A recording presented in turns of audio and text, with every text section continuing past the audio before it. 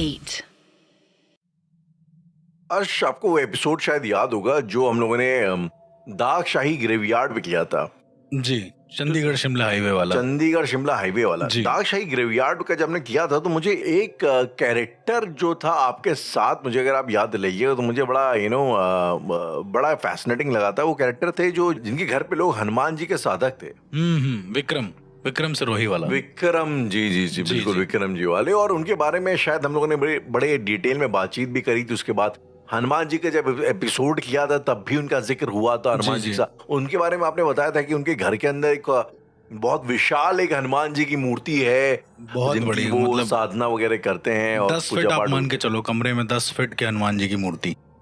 10 feet के मतलब हनुमान जी जितना की बड़ा मूर्ति, कमरा है उतनी बड़ी प्रॉपर मूर्ति, और फिर पूरा राम दरबार और सब कुछ। ये विक्रम के घर की बात है, घर के अंदर की बात एक है। प्रॉपर मंदिर जैसा माहौल है, प्रॉपर मंदिर जैसा माहौल है। तो ये इस किस्म के जब लोग होते हैं ना, मुझे बड़ा एक फैसिनेटिंग लगता है अर्श, कि जो एक अपना एक जिनका ये जो गार्जियन और गार्डिंग वाला जो इनका जो तंत्र होता है वो एकदम सॉलिड होता है। मतलब वो अपना ये डिफेंस वाला जुगाड़ अपना सॉलिड लेके चलते हैं। बहुत उसके बाद फिर वो जो है पैरानॉर्मल की फील्ड में उतरते हैं। मुझे शायद मैंने भी देखा है, जब आप जाते हैं तो आपके हाथ में एक रुद्राक्ष की माला रहती है जो शायद आपके गुरुजी ने आपको दी हुई है। वो कहीं ना कहीं आपकी प्रोटेक्शन करती है। तो ये सब चीजें ना मुझे बड़ी कभी कभार फैसिनेट करती हैं। कहते हैं अगर बुराई यहाँ इतनी है तो अच्छाइयाँ भी हैं। मतलब तो आपके सुरक्षा के लिए भी चीजें ऊपर वाले ने ऐसी बनाई हुई हैं। ऐसा नहीं कि अगर मैं चुड़ैलों प्रेतों इन सबसे घिरा हुआ हूँ तो मैं मतलब बहुत बड़ा कोई मतलब भगवान हो गया है। ऐसा तो नहीं हो सकता। ऐसा नहीं है। इनके पास भी अपने एक अपरेटिस हैं जो सिक्योरिटी के लिए काम और आते हैं। अगर वो नहीं होते राहुल तो लेट मी टेल यू, इतने डरे हो जाते हैं ना उस समय की, मतलब सोच नहीं सकते आप। क्योंकि एग्जैक्टली क्योंकि उस time I am just imagining कि माहौल ऐसा होता है कि इंसान खाली बस रिएक्शन ही कर सकता है। सोच के रिएक्शन नहीं कर सकता फिर। हाँ, मतलब आप क्या है, आप सोचो ना, आपने जिंदगी भर जब बहुत सारे कुत्ते हैं आसपास, और जंगली कुत्ते हैं, वो भी जंगली सुअर हैं एक तरीके के मान लो, और आप उनको हाँक रहे हो बढ़िया एक घेरे में खड़े हो कि उस घेरे में कोई आ नहीं सकता जी। और आप घेरे के बाहर निकल गए हाँकते हाँकते, आपको आइडिया नहीं है घेरा उधर बना हुआ है या घेरा मिट गया, फिर भी आप हाँक रहे हो, तो जंगली कुत्ते सोचेंगे नहीं तुम्हारे ऊपर अटैक करने से। जो शिकार बन जाएगा वाली वो बात। मतलब बन ही जाएगा, मतलब मर ही जाते हैं। आधे लोग ऐसे मरे हुए हैं पैरानॉर्मल में राहुल, बनी सी बात है, मतलब मर जाते हैं। साधक ऐसे कई सारे होते हैं। और कहीं मैंने देखा है कि जब आप किसी के भक्त, और खासतौर पर अगर आप हनुमान जी के भक्त होते हैं तो वो चीज कहने के आपके एटीट्यूड के अंदर ही आ जाती है। बिल्कुल आ जाती है। ये मुझे इससे याद आता है, हमारे ताऊजी हुआ करते थे जिनका जिक्र मैंने एक आध बार पहले भी किया। वो अपने जमाने में पहलवान टाइप के थे, और मैंने बताया आपको कि वो एक भैंस को बचाने के चक्कर में उनका एक पाँव खराब हो गया, लंगड़ाते थे। और एक बार वो लखनऊ आए थे पहाड़ों से, और कोई शायद चारबाग के आसपास कोई, अब ऐसा लोग बताते हैं, तांगा जा रहा था, इन्होंने चलते चलते इनकी टांगे से टक्कर हो गई और टांगा पलट गया। अब ये उनके बारे में कहानियां जो प्रचलित है, बताया भी है, 2-4 लोगों ने मुझे बताया। सुनने में यकीन होता नहीं, लेकिन जब कोई बताता है तो लगता है कि चलो हो सकता है। तो उनके बारे में एक बड़ी कहानी बहुत पॉपुलर है। वो बड़े मासूम किस्म के थे, और एक बार की हमारे मतलब एक पास के कई गांव है, वहां पे वो रात में कहीं से आ रहे थे, और वहां पे कोई चुड़ैल का साया था, ऐसा लोग बोलते हैं। ओके। तो वो जब आप जाते थे वो आपको पुकारती थी। तो ये जो है जब वो जा रहे थे तो वो उस टाइम बैसाखी में जा रहे थे, और पीछे से उन्हें आवाज लगी, ऐसा लोग बोलते हैं, और 2-4 लोग और भी थे।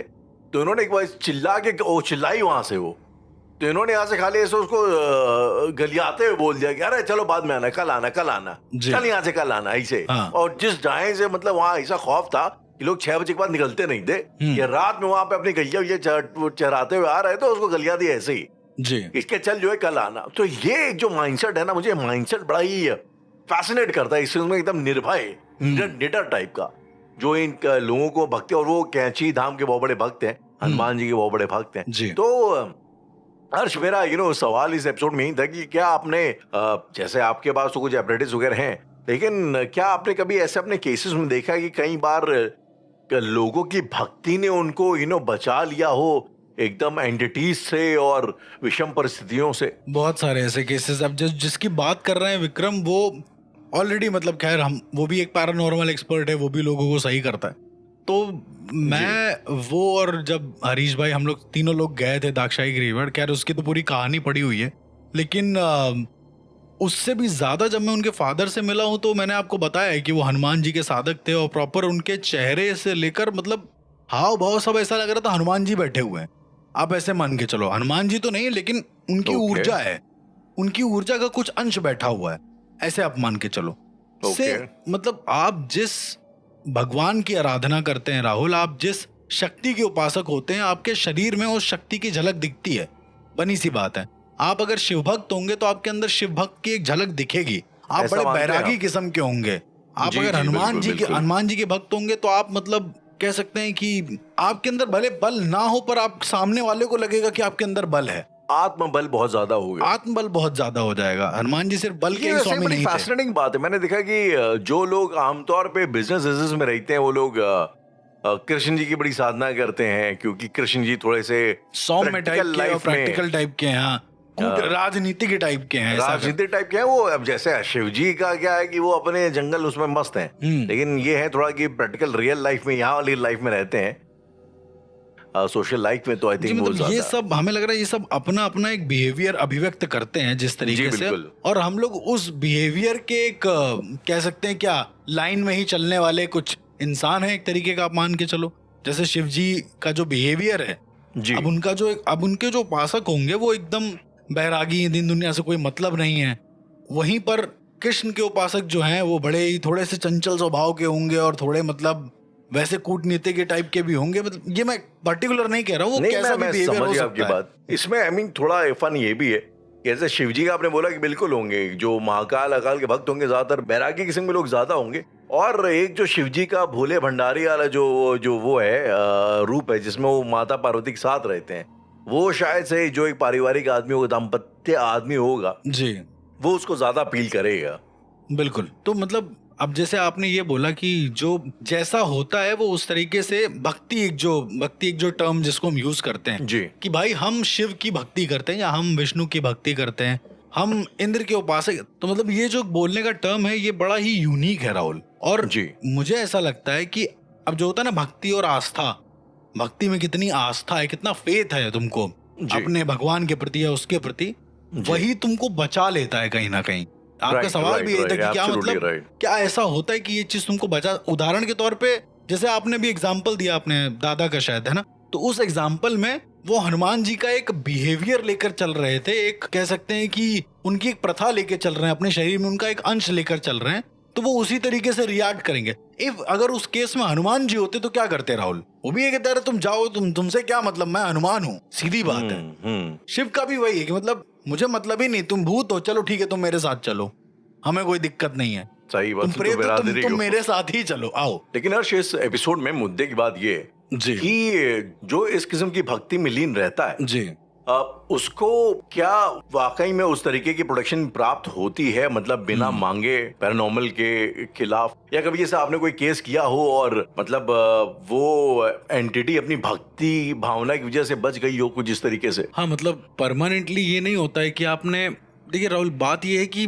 भक्ति का मतलब ये नहीं कि तुम कुछ मांगो उससे और फिर वो तुम्हें मिले और तुम्हारी भक्ति साकार हो गई। हाँ, मैं वो कह भी नहीं रहा हूँ, ठीक है। तो मतलब बहुत सारे ऐसे साधक को मैं जानता हूँ जो कुछ नहीं मांगते बट उनको मिलता है जी, और जी, वो जी, मिलता जाता है। मैं अपनी जिंदगी में कुछ ऐसे पॉजिटिव साधक को भी जानता हूँ जो सिद्धि इसलिए नहीं करते हैं कि उनको दर्शन करने हैं, वो इसलिए करते हैं क्योंकि उनको सिर्फ आभास करना है कि ऐसी भी चीजें एग्जिस्ट करती हैं, क्यूरियस माइंड टाइप, और वो बड़ी इज्जत करते हैं, वो चाहते भी नहीं कि वो उनको देखें, उनका बस ये मानना है कि भाई वो है कि नहीं। और फिर क्या होता है, बड़े ही सरप्राइजिंग तरीके से वो सिद्धियां अपना असर करती हैं। क्योंकि देखो राहुल, उनको जब तुम निस्वार्थ भाव से एक तरीके से सिद्धि हो गई या भगवान हो गए, कुछ भी हो गए, उनको अगर तुम निस्वार्थ भाव से एक बार को चीजों को करोगे ना, तो वो तुमको वैसा रिजल्ट देंगे, मतलब वो तुमको उतना ही प्यारा रिजल्ट देंगे, मेरा ऐसा मानना है। तो क्या ऐसा पॉसिबल है अर्श कि कोई इंसान हो जो कि बड़ा भक्त हो और मतलब भक्ति करते करते उसके बिना जाने उसे कोई सिद्धि प्राप्त हो गई हो? Is it a possibility? ऐसा हो सकता है? ये पॉसिबिलिटी हो सकती है, बहुत बड़ी पॉसिबिलिटी है कि अब बहुत सारे लोग कहते हैं कि मुझ पे ऐसे कृपा है, ये है वो है, बहुत मैं ऐसे कॉमन लोगों से भी मिला हूँ जिनके ऊपर कृपा है, वो दिख जाता है कि मतलब इनके ऊपर कुछ ना कुछ मैजिकल है। मतलब मैं अपने एक दोस्त को जानता हूँ, वो इतना पॉजिटिव, आप उसको कभी किसी काम के लिए ना कह ही नहीं पाओगे। वो मतलब ऐसा है कि सामने आके बड़े एकदम शालीनता से बोलेगा तुमसे कि भैया यहाँ चलना है, और ये उसका लहजा नहीं है, मतलब ऐसे लहजे में मैं 1000 बार आवाज मॉड्यूलेट करके अलग अलग चीजों में वो करके बात कर सकता हूँ, कोई भी एक्टर बात कर सकता है, लेकिन उसकी बात में कुछ तो है, वो सामने आके बोलता है और मानने का दिल कर। सोचो मतलब अगर एज अ साधक के पर्सपेक्टिव से भी देखो तो शायद उसने कुछ ऐसा कर रखा होगा जिससे मान ले इंसान। लेकिन ये कोई बहुत सुपर नेचुरल नहीं है, मतलब टेक्निकली स्पीकिंग। लेकिन क्या अर्श ये पॉसिबल है कि सपोज कर लो किसी के ऊपर कोई भक्त है, हनुमान जी का ही भक्त है एग्जाम्पल के तौर पे, और वो उसकी भक्ति करते करते उसको सिद्धि प्राप्त होगी कि वो एक्सोर्सिज्म वगैरह भी कर सकता है? क्या ऐसे लोग होते हैं? क्योंकि मैंने सुना है ऐसे भी लोग होते हैं, एटलीस्ट क्लेम तो ये करते हैं कि हमारे को सिद्धि है, हनुमान जी की कृपा है। सिद्धि भी नहीं, हनुमान जी की कृपा है। तो शायद जो लोग सिद्ध वाले होते हैं कृपा ही बोलते हैं उसको, और वो कुछ चीजें हैं जो कर सकते हैं। बिल्कुल कर सकते हैं, मतलब आउट ऑफ नोवेयर। ये इसका लाइव एग्जांपल मैं ही हूँ। मुझे नहीं पता है कि ये क्या था। मतलब जब मैंने अपनी जिंदगी का पहला, कह सकते हैं कि एग्जॉर्सिज्म या उसको कुछ भी कह लो, जब मैंने पहला किया था तो मुझे नहीं पता था कि ये क्या है। नहीं, पर आपका जो है वो आपको क्या आपकी भक्ति की वजह से वो कुछ हासिल हुआ? ये डेस्टिन्ड था राहुल, ये पहले से डेस्टिन मानते हैं? मैं इसको डेस्टिन मानता हूँ क्योंकि उस समय मैं कोई भक्ति वगैरह नहीं करता था। मुझे पता ही नहीं था कि मतलब एक्चुअल में डिवोशन का मतलब क्या है, एक्चुअल में मतलब क्या भगवान है। जो मैंने बताया था ना, मेरे दोस्त की बहन थी, उसको दिक्कत हुई थी, तो ये केस मैं बता चुका हूँ। तो उसमें ऑलरेडी मैंने कुछ नहीं कहा, मैंने बस इतना कहा कि ऐसा हो जाए कि भैया इसकी जो प्रॉब्लम है मेरे ऊपर आ जाए, ऐसा मैंने बस जाते ही बोल दिया।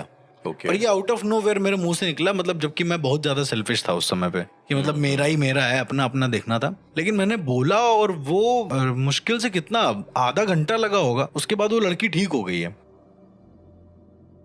और लड़की पूरी तरीके से ठीक हो गई। जब मैं घर आया हूं ना, तब मुझे पेन होना शुरू हुआ है। तो दैट मोमेंट आई रियलाइज कि मैंने उसकी चीजें अपने ऊपर ट्रांसफर कर ली है समहाउ। ये होता है मेरे साथ, मतलब मैं ऐसे ही हीलिंग करता हूँ, मेरा हीलिंग का प्रोसेस ये है। आपने कोई फिल्म देखी है द ग्रीन माइल करके? नहीं, मतलब क्या है उसमें? टॉम हैंक्स की है। उसमें टॉम हैंक्स बेसिकली एक जेलर होते हैं और एक बेसिकली अफ्रो अमेरिकन एक एक्टर होता है जो कि कैदी होता है, और ये उसको ले जाते तो जो कैदी होता है उसके बाद इल्जाम होता है कि उसने 2 वाइट बच्चियों को मारा है। लेकिन वो कैदी का क्या था ना कि वो लोगों का छू के इलाज कर लेता था। मतलब कैसे? मतलब कि गवर्नर की बीवी को बीमारी थी, तो ये जाते शाम को उसको देखने के लिए, तो खाली सर पे हाथ रखते हैं और उनकी जो बीमारी होती है अपने ऊपर ट्रांसफर कर लेते हैं। उसके बाद जाके वो एकदम उसको बहुत पेन होता है, बहुत उल्टी ऐसी करता है वो, और फिर वो नॉर्मल हो जाता है। मतलब ये उसका ये होता है एक्चुअली, कॉन्सेप्ट एग्जिस्ट करता है। ऐसा कॉन्सेप्ट एग्जिस्ट करता है बहुत सारे, ऐसे तो बहुत सारे साधक है, मैंने देखा है। मतलब राम अशोक जी ने जब मुंजा का केस सॉल्व किया था, तो मुझे आज भी याद है, उनको रात में नाक से ब्लड निकलता था बहुत तेज, और एकदम जैसे पानी गिर रहा हो वैसा ब्लड निकलता था, जबकि उनको ऐसी कोई बीमारी नहीं है, क्लिनिकली उनको ऐसी कोई बीमारी नहीं है।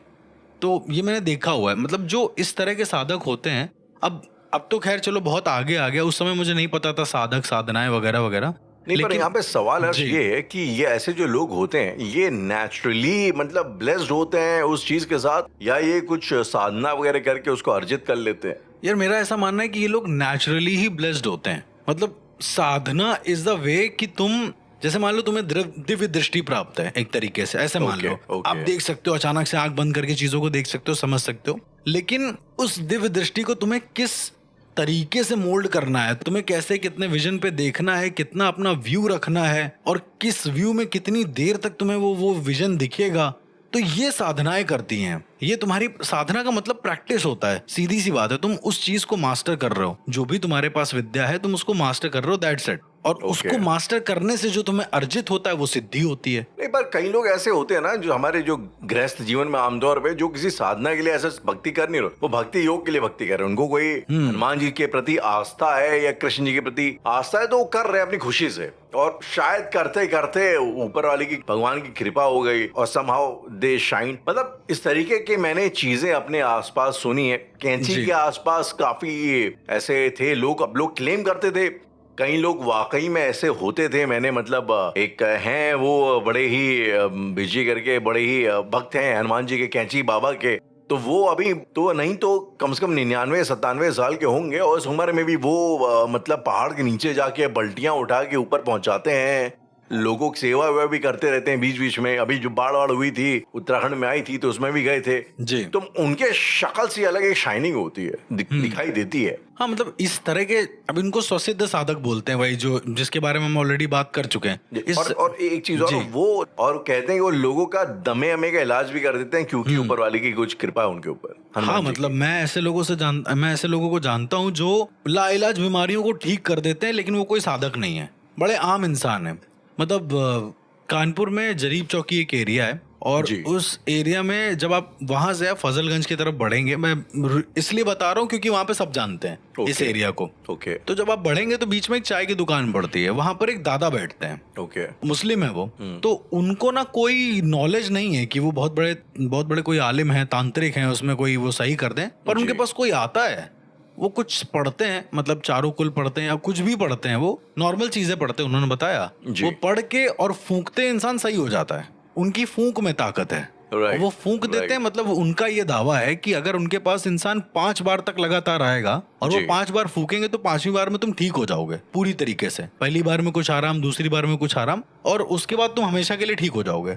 यदि तुम्हारे ऊपर कोई प्रेत बाधा है तो अच्छी चीज ये है कि अगर किसी के ऊपर कोई जिन जिन्नात लगा होता है तो ही वो देखते हैं, एल्स वो बोलेंगे नहीं कि वो कौन है, वो चुपचाप से बैठे रहेंगे। मतलब वो पैरानॉर्मल किस्म की समस्याओं का समाधान कर देते हैं। हाँ मतलब आउट ऑफ नोवेयर। जब मैंने उनसे उनके बारे में पूछा तो उन्होंने कहा बेटा मुझे नहीं पता मैं कैसे करता हूँ। मैं जैसे आम इंसान क्या करता है, एक मुस्लिम फैमिली में क्या करेगा कि वो चारों कुल पढ़ेगा, आयतल कुर्सी पढ़ेगा, पानी में फूकेगा, दे देगा कि लो बेटा पी जाओ, इससे सब ठीक हो जाएगा। 90% नहीं होता है, बहुत कम होता है कि किसी का अगर बहुत स्ट्रांग वो एक कन्विक्शन पावर है या एक तरीके का उसका बोलना है तो ही हो सकता है, लेकिन इतनी जल्दी कोई पोजीशन नहीं ठीक कर सकता कोई इंसान ऐसे। तो ये इंसान बस केवल नॉर्मल पोजीशन करते हैं, फूंकते हैं, इंसान ठीक हो जाता है। तो इनका कहना है इन्होंने कोई गुरु से नहीं सीखा, कोई कुछ नहीं, जो है ऊपर वाले की देन है, और ये बचपन से उनके साथ। मैं जितने भी ऐसे साधकों से मिला हूँ, जूनागढ़ अखाड़े में जो हनुमान जी के साधक थे उनसे मैं मिला। वो जो मैंने आपको एक मंदिर के बारे में बताया था ना, जो हनुमान जी का मंदिर, जहाँ मंदिर के अंदर पेशेंट को घुसेड़ दिया जाता है, बंद कर देते हैं, फिर वो हनुमान जी मार लगाते हैं अच्छी खासी, फिर पेशेंट बाहर आता है। जी वहीं पे तो वहां पर एक बच्चा है, वो ठीक करता है लोगों को। लोग आते हैं पोजीशन वाले कोई भी, तो पहले कह देता है कि तुम दोनों बाहर जाओ, तुम अंदर आओ। जो पोजीशन वाला होता है उसको अंदर बुलाता है बिना तुम्हारे बताए। और फिर उसको जो है मंदिर के अंदर डाला जाता है। तो ये तो स्वसिद्धि हुए ना। मतलब एक बच्चा किस हद तक सिद्धि कर लेगा उसको, जब तक, अब जैसे मैं अपनी बात करूं तो मुझे जब तक नहीं पता था कि सिद्धि साधना क्या होती है, मैं कर रहा था, मुझे जो समझ में आ रहा था मैं करे दे रहा था, लेकिन उसके दुष्परिणाम भी हैं। मतलब जो स्वसिद्ध साधक होते हैं उनको कुछ ना कुछ दुष्परिणाम भी झेलने पड़ते हैं। सिर्फ सब अच्छा नहीं होता, उनके साथ बुरा भी होता है। अब उन्होंने किसी को ठीक कर दिया, कुछ कर दिया, तो उसके भी दुष्परिणाम उनको मिलेंगे, क्योंकि उन्होंने यूनिवर्स के साथ एक तरीके का डिसबैलेंस किया है। अब ये नहीं कह सकते कि गलत किया है, लेकिन कुछ ना कुछ किया, तो उसके साइड इफेक्ट तुम्हें देखने पड़ेंगे। सिद्धि और साधना की वजह से जब कोई इंसान, जैसे मान लीजिए मैंने किसी चीज में इंटरवीन करा, आके कोई पोजीशन हो रहा है उसको मैंने सही करा, तो सिद्धि और साधनाओं का मेन काम तो यही होता है कि वो यूनिवर्स के लॉ को चेंज नहीं होने देती हैं। उनका ये होता है कि मेंटेन कर लेंगी। मतलब जितनी एनर्जी उसने ली होगी उतनी इधर से दे देंगे तो सब मैनेज हो जाएगा, बैलेंस हो जाएगा। तो उस तरीके ये सब सिद्धि साधना और जो तरीका होता है, तंत्र मार्ग होता है, उसको समझने का ये एक बहुत जरूरी वो है। वरना तो ऐसे तो बहुत सारे आपको मिल जाएंगे लोग जो जन्मजात ऑलरेडी उस चीज के लिए होते हैं, स्वसिद्ध टाइप के होते हैं, उनको विजन्स आते हैं। मैं कई ऐसे लोगों से मिला जिनको विजन आते हैं, पर बड़े, अब जैसे मुझे एकदम एक्यूरेट आते हैं। वो क्यों आते हैं? क्योंकि उसका रीजन है चीजों को समझना, सिद्धियों को समझना। लेकिन कुछ ऐसे लोग हैं जिनके विजन बड़े अब्रप्टली आते हैं। अब उनको यदि कोई गलत इंसान मिल गया तो फिर वो दरबार लगा के बैठ जाएंगे। मतलब मैं किसी दरबार वाले को नहीं बोल रहा हूँ, समझ गया जी। जो आउट ऑफ नोवेयर जो अंधविश्वास फैलाते हैं वो उस तरीके से बैठ जाएंगे कि मेरे पास ये है। मुझे ऐसा लगता है कि हम लोग बार बार इस चीज को यार डिस्क्लेमर या जस्टिफाई क्यों करें कि ये यार कोई एक है और वो पाखंडी है या जो भी। एग्जैक्टली। ये जो हमारी ऑडियंस है वो समझे यार, उनको मानना है माने, चाहे नहीं मानना ना माने, आपका डिस्क्रिप्शन है भाई, अपने विवेक से काम लीजिए। अच्छा, और अगर बात करें भक्ति की तो एक चीज और मेरे जहन में आती है, ये हमारे कई घरों में ना एक चीज बड़ी इस्तेमाल होती है जी। फॉर एग्जाम्पल बचपन में मुझे मिला था एक हनुमान रक्षा कवच आता था, तांबे की शीट पे हनुमान जी का यंत्र टाइप का बना करके वो दिया करते थे। कई सारे अलग अलग यंत्र आते थे, कई सारे यंत्र होते हैं। मतलब एक गायत्री यंत्र भी होता है, धन लक्ष्मी यंत्र होता है जो अक्सर लोग घरों पे लगाते हैं। एक हनुमान रक्षा कवच भी होता है जी। तो उसको भी दिया जाता है कहीं अगर किसी में ऐसे कोई भूत बाधा वगैरह टाइप की कोई चीज हो तो अर्श ये जो चीजें होती है ना, ये हनुमान रक्षा कवच हो गया, चाहे कोई गंडा तावीज हो गया, लोग वगैरह बांधते हैं, तो इन सब की क्या पोटेंसी होती है? मतलब क्या ये वाकई में इतने इक्विप्ड होते हैं कि वो मतलब किसी पैरानॉर्मल एंटिटी से हमारी रखवाली कर सकें? मतलब मेरा ऐसा मानना है कि ये पूरा का पूरा डिपेंड करता है कि आपने कवच लिया कहाँ से है, उसके मैकेनिज्म को सिद्ध करा किसने, उसके तंत्र को सिद्ध करा किसने जी। और उसमें किस तरह के मंत्रों का उच्चारण है। ओके। कई बार ऐसा होता है कि जैसे ये वही वाला हाल है राहुल कि 10% पे मान लो हमने हनुमान चालीसा या बजरंग बाण का उसमें पाठ किया हुआ है, उसको बजरंग बाण से चार्ज किया हुआ है एक तरीके से, और बजरंग बाण को मैंने उसमें 108 बार बोला है, ठीक है। ओके। अब उसका इफेक्ट एक समय तक ही रहेगा, लेकिन एक और यंत्र है जो सेम यंत्र है, उसको मैंने कम से कम 1008 का जप किया है। बात ये है कि आप जितना जप करोगे ना वो चीज उतनी ही ज्यादा स्ट्रांग हो जाएगी। इसीलिए जब आप यंत्र वगैरह लेते हो तो लोग बताते हैं कि तुम भैया इतने इतने जाप करना रात को बैठ के। होता है ना कि उसका एक प्रॉपर एक नियम होता है यंत्र के सामने पूजा करने का या उसको रखने का, जी। तो उस नियम को कंटिन्यू करना होता है, क्योंकि अगर आप नियम नहीं करोगे तो मतलब आउट ऑफ नोवेयर वो यंत्र अपने आप काम करना बंद कर देगा। ये वही है ना कि आपने एक सीमित ऊर्जा दी है एक यंत्र के अंदर, तो वो उतनी ही टाइम तक वो ऊर्जा चलेगी। अब किस साधक ने कितनी ऊर्जा के लिए उसमें कितने मंत्र जाप करे हैं ये उसके ऊपर डिपेंड है, ये साधक के ऊपर कंप्लीटली डिपेंड है कि वो किस तरह से मंत्र को सिद्ध करके आपको दे रहा है। अगर मान लो ये सिद्ध हो, मैं उस सिचुएशन सिनेरियो की बात कर रहा हूँ, तो उस केस में आपका ये मानना है कि ये चीजें लोगों को बचा सकती हैं? बिल्कुल बचा सकती, बचाया है लोगों ने। मतलब आज भी अगर हम लोग पूजा हवन करते हैं तो उसमें क्यों बनाते हैं हवन कुंड, क्यों उसमें प्रॉपर रोली से और आटे से प्रॉपर एक बनाया जाता है घर टाइप का, उसका रीजन यही है कि जब आप यंत्र में प्रॉपर किसी तरीके की चीजों को बुलाते हो, आवाहन करते हो, तो काफी देर तक रहती हैं, वो आसपास रहती हैं। आपने अपने किन्हीं केसेस में ऐसा कभी महसूस किया होगा कि किसी घर में हनुमान कवच था या कुछ भी था तो उस वजह से कुछ हेल्प हुई है या उस घर की वाइब थोड़ी बेटर है? या कर्ण पिशाचनी वाला केस जो मैंने आपको बताया था, जी, टीटी वाला जो टिकट कलेक्टर वाला केस था जो बहुत फेमस था केस, और उसमें तो इंसान तो अभी भी कोमा में है, लेकिन उनके घर में नरसिम्हा कवच आज भी रखा हुआ है। नरसिंह भगवान का जो कवच है वो रखा हुआ, और वो लोग उच्चारण करते हैं उग्रम वीरम महाविष्णु जलंतम सर्वतोमुखम। तो कहने का मतलब ये है कि ये लोग जिस तरह से मान रहे हैं इन चीजों को कि चीजें हम पे, अब ये आप इनकी आस्था कह लो या आप इनका भरोसा कह लो, आप कुछ भी कह लो, लेकिन एटलीस्ट वो सारी चीजें करने से इनके साथ कुछ पॉजिटिव हो रहा है, ये बात फैक्ट है।